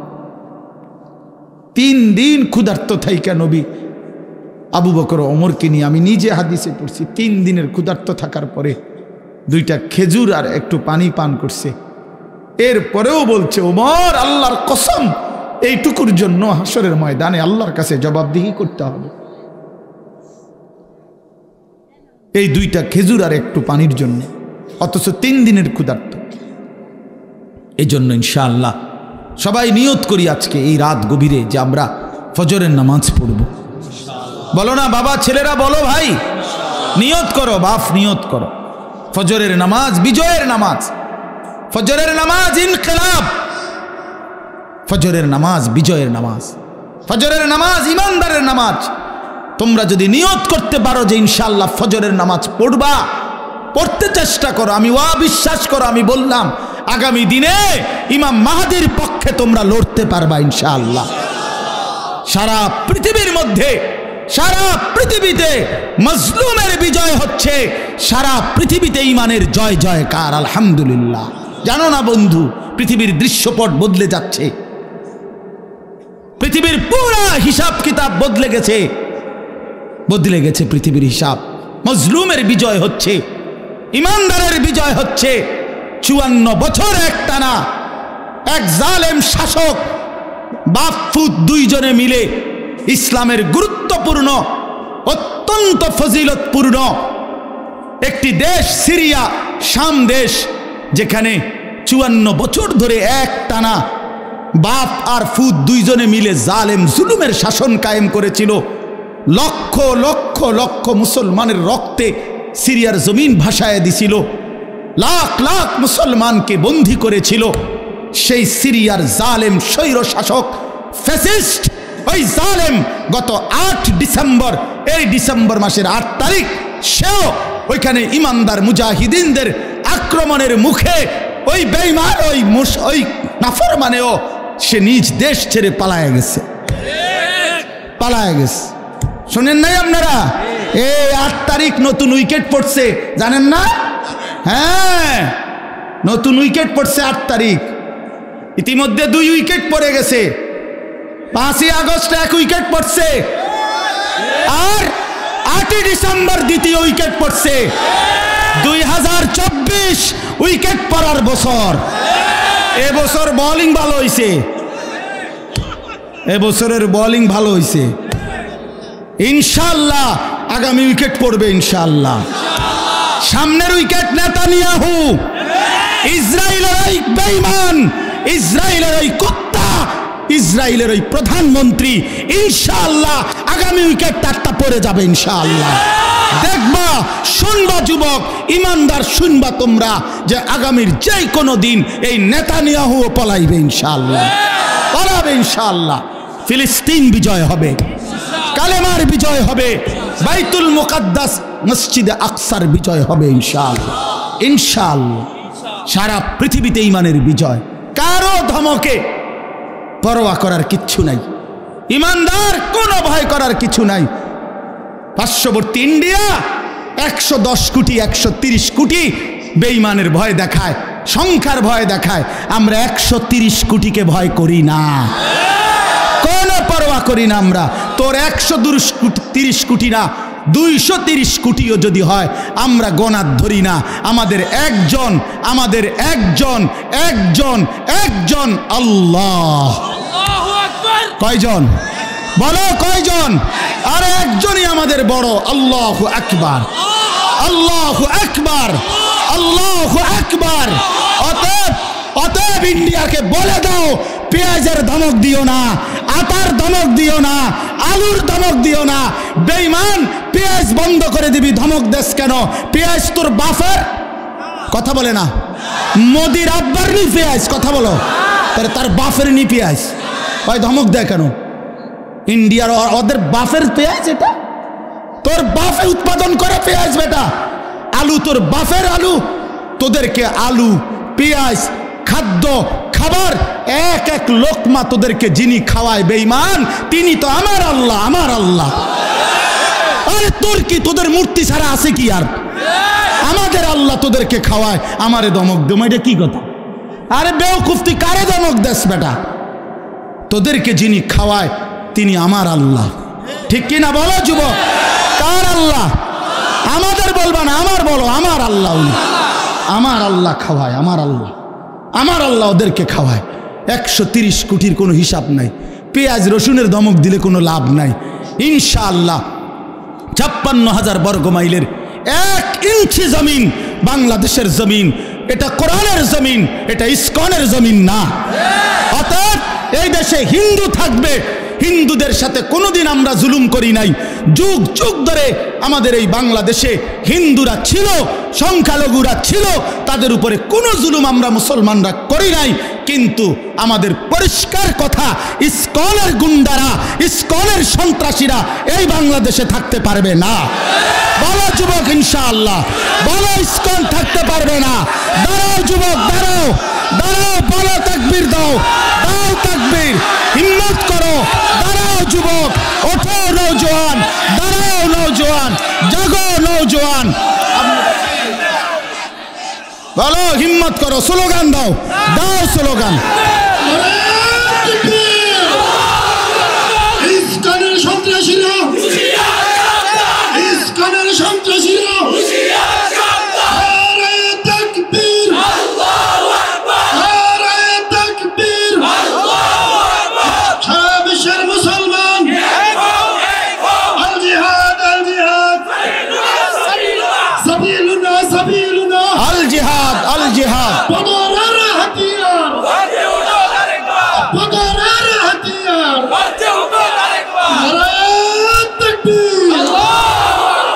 বসো ভাইয়া, ইমানদার মরে না, ইমানদার মরে না। আমার লক্ষ কোটি বাংলাদেশের যুবক এখনো আছে ইনশাআল্লাহ। আমরা কলিজার রক্ত দিয়ে, শাহাদাতের খুন দিয়ে জমিন রক্ষা করব ইনশাআল্লাহ। হ্যাঁ, সোজা হিসাব, সোজা হিসাব। এনে 14 কোটি আর 110 কোটির ব্যবধান না, ব্যবধান ইমান আর কুফরের ব্যবধান। সোজা হিসাব। আও তুমি লাগো, ঠিক আছে, দেখা যাক। আমরা টিকলেও সমস্যা নাই, আমাদের বিজয়। আমরা যদি জান দিয়ে রক্ত ছড়াই তো শাহাদাতের মর্যাদা, জান্নাত অপেক্ষা করছে আমাদের জন্য। কাজে মোমেনের কোন দিয়ে লস নাই। ইমানদারের আবার লস কি? ইমানদারের কোনো লস নাই ইনশাআল্লাহ। বাঁচলেও আমাদের লাভ, মরলেও লাভ, মরলেও লাভ। সোজা হিসাব শহীদ অ্যাডভোকেট সাইফুল ইসলাম আলিফের আজকের এই ইত্তেহাদুল উলামা পরিষদের পক্ষ থেকে আমরা আবারও দাবি জানাই, শহীদ অ্যাডভোকেট সাইফুল ইসলাম আলিফের পবিত্র রক্তের উপরে, শাহাদাতের খুনের উপরে বাংলাদেশে ইসকন নিষিদ্ধ হবে ইনশাআল্লাহ। কালেমার পতাকা উড়বে বাংলাদেশে, ইমানের পতাকা উড়বে। এদেশ বাংলাদেশ মুসলমানের দেশ, এদেশ কালেমার দেশ। এখানে আমরা আজান দিয়ে ঘুম ভাঙ্গে আমাদের, এখানে আমাদের ভোর হয় আজানের শব্দে। এখানে লক্ষ আউলিয়া কেরাম বুজুর্গানে দিন কলিজার খুন দিয়েছে, মাথার ঘাম পায়ে ফেলেছে, উম্মতের দুয়ারে দুয়ারে কালেমার ফেরি করছে। এমন পবিত্র বাংলার জমিন কোন বেঈমানের হাতে তুলে দেওয়া হবে না। কোন ষড়যন্ত্র ইনশাআল্লাহ বাংলাদেশে ইমানের বিরুদ্ধে, ইসলামের বিরুদ্ধে বাস্তবায়ন হতে দেওয়া হবে না ইনশাআল্লাহ। হ্যাঁ হ্যাঁ, আপনারা না, আমি আমার সন্তানের লগে বুঝাপড়া করে নিছি। হ্যাঁ হ্যাঁ, সোজা কথা। আমার 2 ফুতের আমি বলে নিছি, ফুত বাপ ফুত দুইজনে মিল্লা রেডি থাকিস, হয় আমি জান দেব না তুই জান দিবি বেটা, কোনো অসুবিধা নাই বেটা। আমার রক্ত ঝরলেও সমস্যা নাই, তুই সন্তানের রক্ত ঝরলেও সমস্যা নাই। বাপ মরলেও শহীদ হব, পুত মরলেও শহীদ হব বেটা, সমস্যা কি বেটা, সমস্যা কি? আমার বিবি সেদিন আমারে বলতেছে, আমি এর আগে বাইরে মনসা, আল্লাহর কসম, সে নিজে বলছে আমি এর আগে বাইরে মনসা। বলেন কি? আল্লাহর জন্য জান দেওয়া, মরতেই হবে যখন, শহীদি মরণ দিও আমাকে, ইমানের মরণ, শাহাদাতের মরণ, বহুতই মুবারক মরণ। শহীদ সাইফুল ইসলাম মরে নাই, সে আল্লাহর জান্নাতে ঘুরছে। আলহামদুলিল্লাহ, আলহামদুলিল্লাহ, আলহামদুলিল্লাহ। এজন্য প্রিয় সাথী আমার, ছেলেরা আমার, নষ্ট হইও না বাপ, যুবক নষ্ট হইও না, চরিত্রহীন হইও না ভাইয়া, জীবনটা বরবাদ করে দিও না। নারী এমনি মিলে যাবে, হুদাই এত পাগল হইও না। এমনি একটা বিবাহিত হালাল স্ত্রী আল্লাহ মিলাই দিবে, এটা আল্লাহর ওয়াদা। যাকে আল্লাহ তাআলা পুরুষ বানাইছেন তার জন্য আল্লাহ তাআলা হালাল স্ত্রী সৃষ্টি করেছেন। ও কিত্তা তুমি এরকম পাগল হয়ে গেছো? পৃথিবীতে নারী পুরুষের, স্বামী স্ত্রীর এই পবিত্র সম্পর্ক প্রথম দিন থেকে, প্রথম দিন থেকে পৃথিবীর প্রথম সম্পর্ক কিসের সম্পর্ক? স্বামী স্ত্রী সম্পর্ক। আরে আদম হাওয়া কি ছিল? বোঝো নাই কথা? পৃথিবীর প্রথম সম্পর্ক কিসের সম্পর্ক? স্বামী স্ত্রী সম্পর্ক। আদম হাওয়া তো কি ছিল? তাহলে বোঝা গেল পৃথিবীতে আল্লাহ তাআলা প্রথম সম্পর্ক কায়েম করছেন স্বামী স্ত্রী। অতএব এটা চলবে, এটা চলবে। অপেক্ষা করো নওজোয়ান, নষ্ট হইও না। সারা রাত নারী দেখো না, ছবি দেখো না। আমি অনুরোধ করলাম, আমি যদি পারতাম তোমার কাছে গিয়ে বলতাম, আমার যদি সুযোগ থাকতো আমি বুকে জড়াইয়া বলতাম, আমার প্রতি ফোঁটা চোখের পানি তুমি নওজোয়ানের জন্য, তুমি বদলাইলে পৃথিবী বদলায় যাবে ইনশাআল্লাহ। যুবকের সেজদা আল্লাহর আরশ কাইপা ওঠে। নওজোয়ান সেজদা দিলে আল্লাহ আরশে আজিম থেকে বলে, যুবক তুই আমারে সেজদা দিলি, যা ওয়াদা দিলাম হাসরের ময়দানে আমি তোরে আমার আরশের ছায়া দেব। পাহ পা, তোরে আমি পাশে বসাবো নওজোয়ান, তুই স্টেজে বইবি, স্টেজে, স্টেজে বসবি। বাকিরা তাকায় দেখবে, বাপরে আমগো এলাকার হেতে দি বাদশাহ। আল্লাহ তৌফিক দান করে। চলেন এই আয়াতগুলোর তর্জমা বলি, শুধু তর্জমা। আল্লাহ তাআলা বলেন, কাল্লা ইদা দুক্কাতিল আরদু দাক্কান দাক্কা। বান্দা শোনো, যত লাফালাফি ফালাফালি করো মনে রাখো, তুমিও একদিন থাকবা না, পৃথিবীও একদিন থাকবে না। এই গোটা জমিন আমি আল্লাহ তাআলা চূর্ণ বিচূর্ণ করে ফেলব, সব শেষ করে ফেলব। আসমান জমিন চন্দ্র সূর্য সব শেষ করে ফেলব। হাসরের মাঠ কায়েম হবে। ওয়াজা রব্বুক, আর তোমার রব, সমস্ত মানুষ দাঁড়িয়ে থাকবে হাসরের মাঠে। তোমার রব আল্লাহ হাসরের মাঠে আগমন করবেন। ওয়াল মালাকু সাফফান সাফফা, কোটি কোটি ফেরেশতা হাসরের ময়দানে সারিবদ্ধভাবে দাঁড়াবে। আল্লাহ তাআলা একটা চিত্র তুলে ধরছে যে একদিন পৃথিবী শেষ হবে, হাসরের মাঠ কায়েম হবে, সব মানুষ দাঁড়িয়ে থাকবে, মহান আল্লাহ উপস্থিত হবে, ফেরেশতারা সারিবদ্ধভাবে দাঁড়িয়ে থাকবে, সব চুপ, পিন পতন, তখন নীরব, কেউর মুখে কোনো শব্দ নাই, এই অবস্থায় থাকবে এটা। এরপরে কি হবে? ওয়াজিআ ইয়াউমাইদিন বিজাহান্নাম, আল্লাহ তাআলা বলেন সব যখন নীরব নিস্তব্ধ, কোনো শব্দ নাই, এই সময় ফেরেশতারা জাহান্নামকে ৭০,০০০ আগুনের শিকল দিয়ে টেনে হাসরের ময়দানে হাজির করবে। জাহান্নামকে যখন হাসরের ময়দানে আনবে, জাহান্নামের প্রচণ্ড আগুন, গরম, এটার একটা তীব্র বিকট জাহান্নামের ভিতর থেকে আওয়াজ বের হবে, এক গর্জন, সমুদ্রের গর্জনের মতো, তার চাইতে মারাত্মক ভয়ঙ্কর গর্জন যখন জাহান্নামের আগুনের বের হবে, এই প্রথম পুরা হাসরবাসী, নবীজি বলছেন পুরা হাসরের ময়দানে একসাথে চিল্লাইয়া উঠবে, ইয়া রব্বি নফসি নফসি,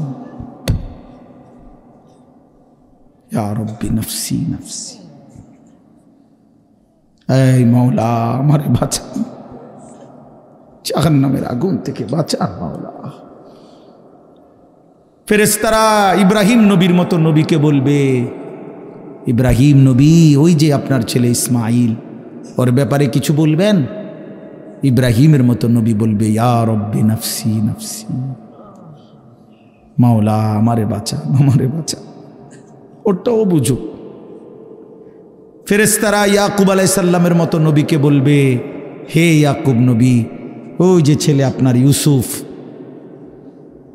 ওর জন্য আপনি দুনিয়াতে 40 বছর একটানা কাঁদছিলেন, চোখটা অন্ধ বানায় ফেলছিলেন, আজ হাসরের ময়দানে ওর ব্যাপারে কিছু বলবেন?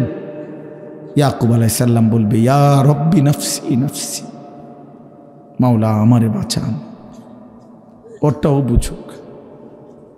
ইয়াউমাইদিন ইয়াতাযাক্কারুল ইনসানু ওয়া আন্না লাহু যিকরা, আল্লাহ তাআলা বলেন সেদিন সমস্ত নাফরমান পাপী তার দুনিয়ার সব কথা মনে পড়বে, সব মনে পড়বে, চুরি ডাকাতি জিনা ব্যভিচার মদ জুয়া নাচ গান সুদ ঘুষ হারাম গালি গালাজ মিথ্যা অন্যায় দুর্নীতি অবৈধ সম্পদ লুণ্ঠন বেহায়া বেপর্দা অসভ্যতা নোংরামি সব মনে পড়বে।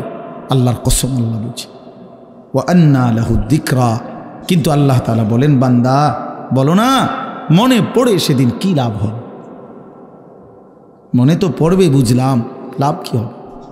বুঝে তো আসবে কিন্তু লাভ কি হবে? ফায়দা কি হবে? আজ বুঝলে লাভ হইতো, কাল্লা লাউ তা'লামুনা ইলমাল ইয়াকিন, এখন বুঝলে ভালো হতো। আল্লাহ বলেন এখন বুঝলে ভালো। এই ইলমুল ইয়াকিন অর্থে কেন এটা? আল্লাহ বলছে বান্দা আজকে যদি কোরআন থেকে শুনে রসুল থেকে শুনে হাদিস থেকে শুনে ওলামায়ে কেরাম থেকে শুনে যদি আজকে বুঝতা ভালো হতো, আমল করতে পারতা। নয়তো লাতারাবুন্নাল জাহিম, একদিন জাহান্নামকে নিজের চোখে দেখবা, সেদিন বুঝে কোনো লাভ হবে, সেদিন বুঝে লাভ হবে না।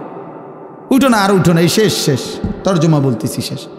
ইয়াকুলু ইয়া লাইতানি কদ্দামতু লি হায়াতি, এই শুনেন প্রতিটা নাফরমান তখন বলবে হায় আমি যদি দুনিয়ার হায়াত থাকতে আজকের এই আখিরাতের জন্য কিছু পাঠাইতাম। আমার তো সম্পদ ছিল যদি দান করতাম, আমার তো সময় ছিল যদি সেজদা দিতাম, আমার তো শরীর ছিল যদি আল্লাহর গোলামি করতাম। আহা কি করলাম, আহা কি করলাম, আহা কি করলাম। ফায়াউমাইদিন লা ইউআযযিবু আযাবাহু আহাদ ওয়া লা ইউসিকু ওয়াসাকাহু আহাদ। আল্লাহ বলে বান্দা বিশ্বাস করো সেদিন হাসরের ময়দানে আমি আল্লাহ তোমারে যেই আযাব দিব, শাস্তি দেবে, এমন শাস্তি বান্দা তোমারে আর কেউ কোনোদিন দেয় না। আল্লাহ নিজে বলতে, এটা কিন্তু ভয়ানক কথা। আল্লাহ নিজে বলতেছে বান্দা তোরে সেদিন যেই আযাব দেব আমি, এমন আযাব তোরে আর কেউ দেয় নাই, এমন মারা তোরে আর কেউ মারে নাই বান্দা, তুই বুঝবি। ফায়াউমাইদিন লা ইউআযযিবু আযাবাহু আহাদ, আল্লাহর আযাবের মতো আযাব আর কেউ তোমাকে দেয় নাই। ওয়ালা ইউসিকু ওয়াসাকাহু আহাদ। আল্লাহ বলে ফেরেশতারা এই নাফরমান তোরে হাসরের ময়দানে যেই বাঁধাটা বাঁধবে এমন বাঁধা তোরে আর কেউ বাঁধে না, এমন বাঁধা তোরে আর কেউ বাঁধে না।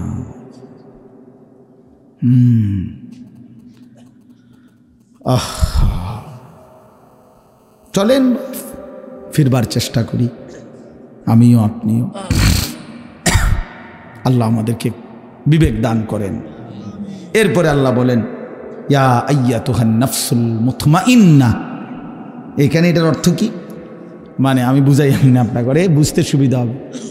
আমি ছোটবেলায় আমার আব্বা প্রচণ্ড রাগী ছিল। আমার আব্বা ভীষণ রাগী ছিল। প্রাইমারি স্কুলের মাস্টার ছিলেন, মসজিদের ইমাম ছিলেন। 43 বছর এক মসজিদে ইমামতি করছে আব্বা, প্রাইমারি স্কুলে মাস্টারে। আব্বার খুব রাগ ছিল। ছোটবেলায় আমগরে খুব শাসন করতো আব্বা, সব ভাইরে। বাবার কঠোর শাসনের কারণে আলহামদুলিল্লাহ আল্লাহর দয়া আমরা 5 ভাই আলেম হয়েছি। এটা পিছনে বাবার কঠোর শাসন ছিল। যাই হোক, তো আব্বা মাঝে মধ্যে ছোট লাঠি নিত। আমার ভাইদের কোনো, আমার বড় কোনো ভাইরে যদি মারার জন্য ধরতো, লাঠি লইছে মনে হয় মারবো কোনো কারণে, তা আমার মনে আছে আমি বা আমরা কাইন্দে দিতাম, ভ্যা করে কাইন্দে দিতাম। তা আব্বা তখন কইতো আরে না না তোরে তো আব্বা মারছি না, তুই আব্বা কাছে তোরে তো কিছু করি না। আমার তো ধরে নাই মনে, কিন্তু ধরবার আগে আমি নাই, ডরে আর কি, কাঁদতাম, কাইন্দে দিতাম আর চিৎকার করতাম। তা আব্বাই বলতো না না আব্বা তোরে মারবো না, তুই বুকাছে আয়। তো আল্লাহ তাআলা এখানে বলতেছে এই নাফরমানের বান্দা ফিডা দেখলে, ইমানদার বান্দা নেককার বান্দা যদি আবার ঘাবড়ায় যায়, হায় হায় কি হইতেছে, তো আল্লাহ তাআলা নিজে তখন ডাক দিবে ইয়া আইয়াতুহান নাফসুল মুতমাইন্নাহ, এই আমার ইমানদার বান্দা প্রশান্ত আত্মা, জিন্দেগি ভর আমার গোলামি করেছো, আমার হুকুম মানছো, ইরজিই ইলা রাব্বিক, আরে তুমি আমার কাছে আসো বান্দা, এদিকে আসো, তুমি ঘাবড়াইও না, এই ফিডাফিডি বান্দা বান্দি দেখা তুমি ঘাবড়াইও না, তুমি আমার কাছে আসো, রাদিয়াতাম মারদিয়া, আমিও তোমার উপরে রাজি, তুমিও আমার উপরে রাজি, কোনো কথা।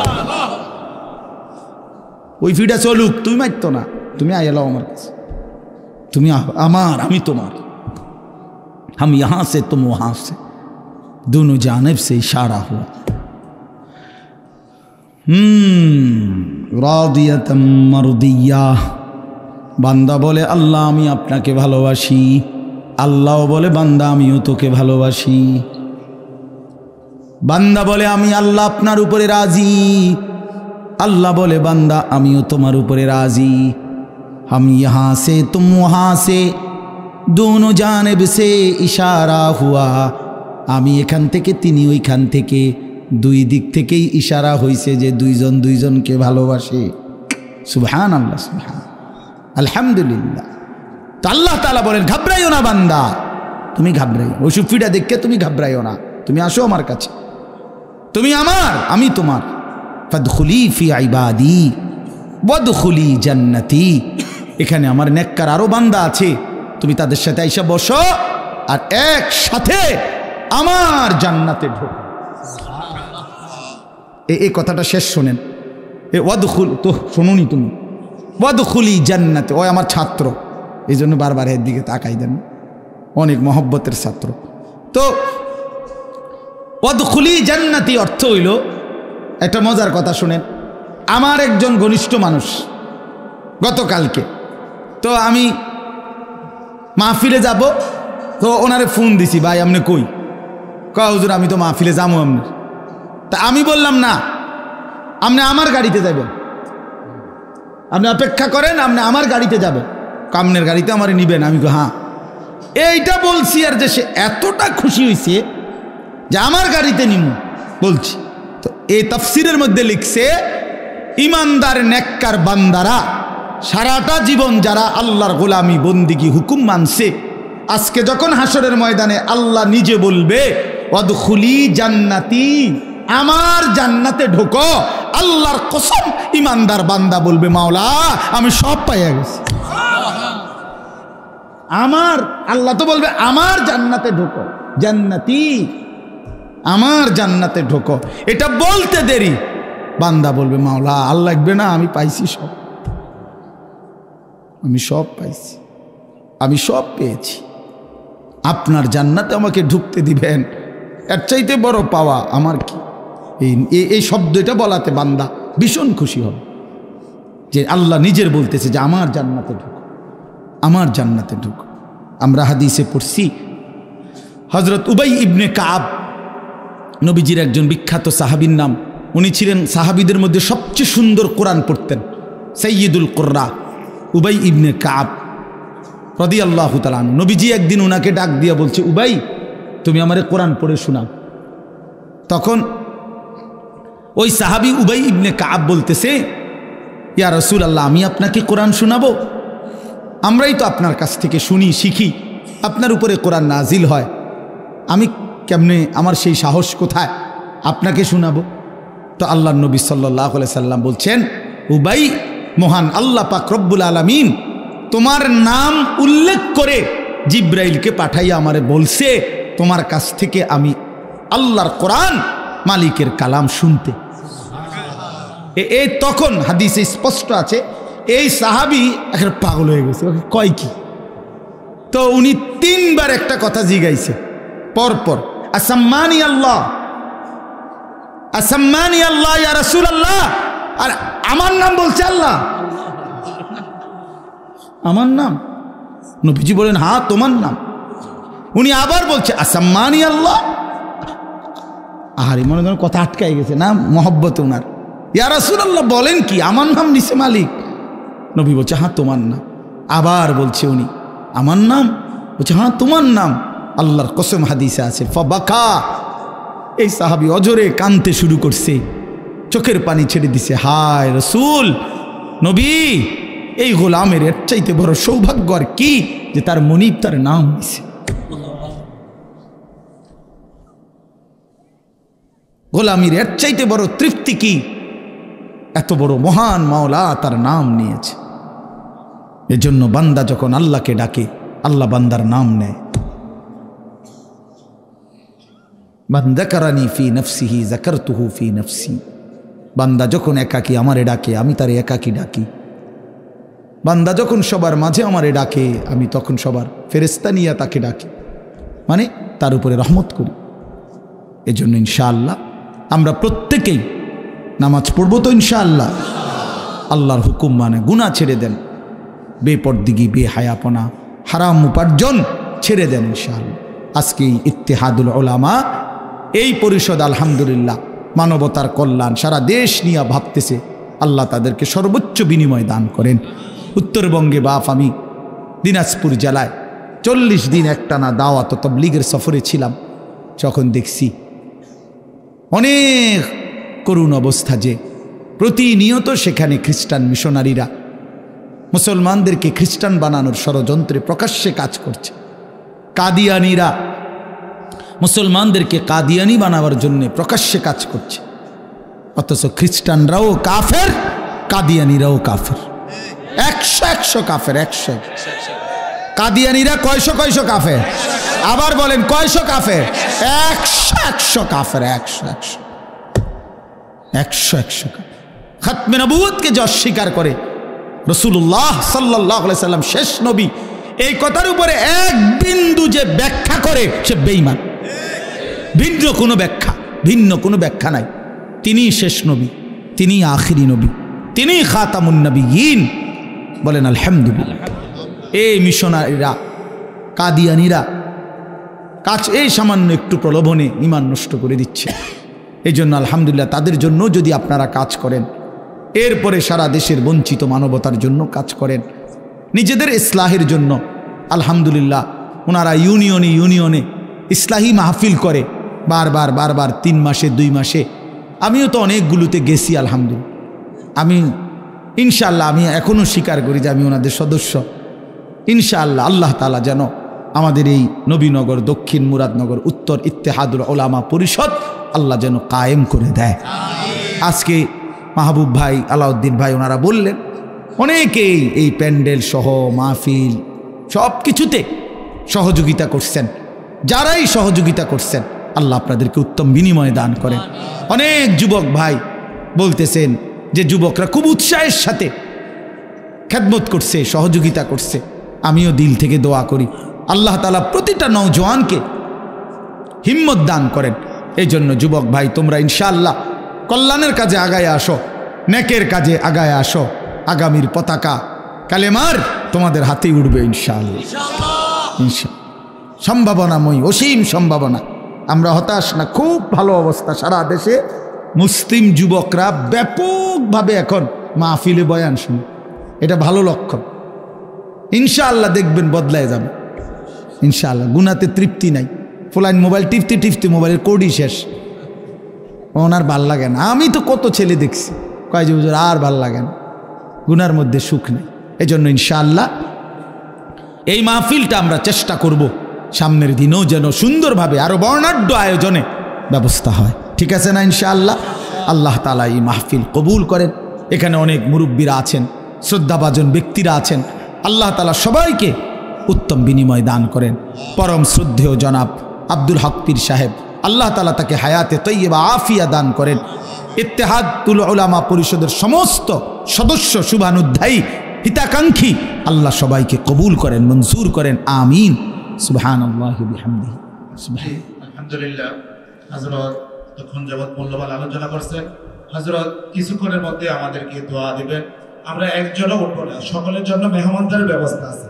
আমরা একজন উঠবো না, সকলের জন্য। যুবকরা অনেক কষ্ট করে আপনাদের জন্য মেহমানদারের ব্যবস্থা করছে, মেহমানদারে দিবেন।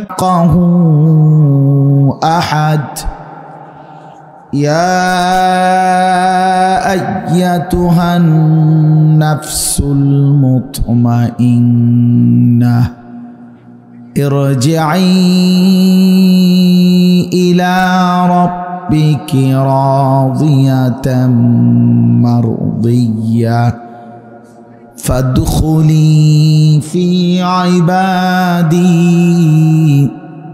وادخلي جنتي صدق الله مولانا العظيم وقال نبينا صلى الله عليه وسلم الكيس من دان نفسه وعمل لما بعد الموت والعاجز من أتبع نفسه هواها وتمنى على الله اللهم صل على محمد وعلى آل محمد كما صليت على إبراهيم وعلى آل إبراهيم إنك حميد مجيد اللهم بارك على محمد وعلى آل محمد كما باركت على إبراهيم وعلى آل إبراهيم إنك حميد مجيد سبحانك لا علم لنا إلا ما علمتنا إنك أنت العليم الحكيم الحمد لله আল্লাহ পাক রব্বুল ইজ্জত সুল জালাল ওয়াল ইকরামের ফজল কারাম, রব্বুল আলামিনের অপরিসীম ইহসান মেহেরবানি দয়া, আল্লাহ তাআলা আমাদেরকে আজ 11 ডিসেম্বর 2024 রোজ বুধবার নবীনগর দক্ষিণ ও মুরাদনগর উত্তর ইত্তেহাদুল উলামা পরিষদ এর উদ্যোগে আজকের এই তৃতীয় বার্ষিক ইসলামী মহাসম্মেলনে আল্লাহ তাআলাই আমাদেরকে আসবার বসবার আল্লাহর জন্যই জমা হওয়ার তৌফিক দান করেছেন। এজন্য আমরা সকলেই বলি আলহামদুলিল্লাহ। সকলের কাছেই বিনীত অনুরোধ, অল্প কিছুক্ষণ সময় জায়গাটা যেটুকু ছিল এইটুকু তো আলহামদুলিল্লাহ আপনারা সুন্দরভাবে বসছেন, কিছু ভাই কষ্ট করে দাঁড়ায়েই আছে। তো আমরা সবাই মিলেই অল্প একটু সময়, রাত্রি একদম কম হয় নাই, এই জন্য আমি অনুরোধ করছি আমরা সবাই মনোযোগ দিয়ে আন্তরিকতা নিয়ে, বিশেষ করে হাতে ধরা মোবাইলটা রেকর্ড না করলে ভালো। ভাই আমার কথাটা শুনো, ছেলেরা যারা এই হাতে ধরা মোবাইল নামায় ফেলো, এমনি ভালো হবে। আমাদের দিকে তাকাইয়া মোবাইলটা বন্ধ রাইখা 1 ঘন্টা ইনশাআল্লাহ এই অল্প একটু সময় আমরা আল্লাহর কিছু কথা শুনি মনোযোগ দিয়ে, ভালো হবে। এজন্য সবাই মিলে অনুরোধ করছি এটা আমি আদেশ করলাম যে যাদের হাতে মোবাইল রেকর্ড করার জন্য এরকম উঠাইছিল এগুলা সব নামায় ফেলো ভাই। আর যদি কেউ কথা মানতে রাজি না হয় সে চলে গেলে ভালো, সে উঠে চলে গেলে ভালো, 2-4 জন ফালতু শ্রোতা না হইলেও চলবে। এই জন্য দয়া করে আমি অনুরোধ করলাম, এটা বললাম শক্তভাবে। মানুষের দিল একই মুহূর্তে 2 জিনিস ভাবতে পারে না, এটা মনোবিজ্ঞানের কথা। মানুষের অন্তর একসাথে 2 জিনিস ভাবে না। এই জন্য হাতে যখন মোবাইল থাকে তো দিলের মধ্যে ভাবনা থাকে মোবাইলকে নিয়ে, যে এটার মধ্যে ঠিকমতো উঠতেছে কিনা, রেকর্ড হচ্ছে কিনা, ইত্যাদি ইত্যাদি। ফলে আর নিজের জন্য কিছু গ্রহণ করা হয় না, মোবাইলের জন্য নেওয়া হয়, নিজের জন্য নেওয়া মূলত মাকসাদ কিন্তু নিজের জন্য। এই মাহফিল, এই প্যান্ডেল, এই সব কিছু অনেক কষ্টের আয়োজন। একটা মাহফিলের ওই যে আপনি কি বাংলা বুঝতেছেন? এই ফালতু একটা অপদার্থ মানুষ, কি বুঝছেন? 100 বার বুঝছে, কেন বুঝবে না? কেন? বাংলা কথা তো বুঝার কথা। এখন ভাল লাগছে, এখন যে ধমক খাইল। এই জন্য একটা ইন্তেজামের মধ্যে অনেক কষ্ট, অনেক মানুষের আমি দেখছি ছেলেরা আসছি যে এখন অস্থির ছেলেরা, পাগল মাশাআল্লাহ, কি পরিমাণ দৌড়াদৌড়ি ছুটাছুটি করতেছে, কষ্ট করতেছে। তাহলে এই বিশাল প্যান্ডেল, এতটা সুন্দর পোস্টার, মাইক, হ্যান্ডবিল, আপনাদের এই সুন্দর আশা, সব কিছুর পিছনে অনেক মেহনত। একটা মাহফিলের ইন্তজাম করতে মাথার ঘাম পায়ে পড়ে। 10 টাকা, 50 টাকা, 100 টাকা, 20 টাকা, 1000 টাকা এভাবে জমা করে তারপরে মাহফিলটা হয়। তাহলে অনেক। আমার মাদ্রাসায় 14 তারিখ মানে এই শনিবারে মাহফিল, আমার যে ক্যান্টনমেন্টের কাছে আমাদের যে মাদ্রাসা, আমার উস্তাদরা আজকে 14 দিনের মতো, প্রায় 2 সপ্তাহ হয়েছে, বড় ছাত্র এবং উস্তাদরা সারা দিন রাত মাহফিলের কাজে করে। আমি বলি কিরে বাইরে, এটা কী কাম করো তুমি? শেষে হয় না, অনেক কাজ, বাস্তবিক অর্থেই অনেক কাজ। ছেলেদের, বড় ছেলেদের জান শেষ একদম, উস্তাদরাও খুব কষ্ট করতেছে। তাহলে বোঝা গেল একটা মাহফিলের ইন্তজামে অনেক ফিকির করতে হয়, অনেক অনেক। একজন বক্তা দাওয়াত দেওয়া, ঠিকমতো আনা। এই যে আমাদের পরম শ্রদ্ধেয় শেখ হারুন ইজহার দামাত বারাকাতুহুল্লাহ আলী, অসুস্থ, তিনি অনেক পেরেশানি করতে হয়েছে। তাইলে এরকম মনে করেন সবাইকে মিলায়া আনা, গোলায়া আনা অনেক কষ্টকর। তাইলে প্রিয় ভাই, এই সবটার মাকসাদ আমাদের নিজেদের বিবেক জাগানো, দিল জাগানো। আমাদের দিলের মধ্যে যদি কোনো অনুভূতি না আসে, নিজের মধ্যে যদি কোনো ফিকিরে না আসে, সামান্যতম যদি ঘুমন্ত বিবেক জাগ্রত না হয়, তো এই কষ্টের ইন্তেজামের ফায়দা কি? কিছু বুট খাইলাম, বাদাম খাইলাম, কয়টা চটপুটি খাইলাম, কিছুক্ষণ ঘোরাফেরা করলাম, এতে কি ফায়দা? এই বুট, বাদাম, চটপুটি তো পৃথিবীতে প্রতিদিনই থাকে ভাইয়া। এই জন্য দয়া করে মনোযোগ দিলে ভালো, আন্তরিকতা নিয়ে আল্লাহর কথা শুনলে বরকত হয়, দিলের মধ্যে অনুভূতি হয়।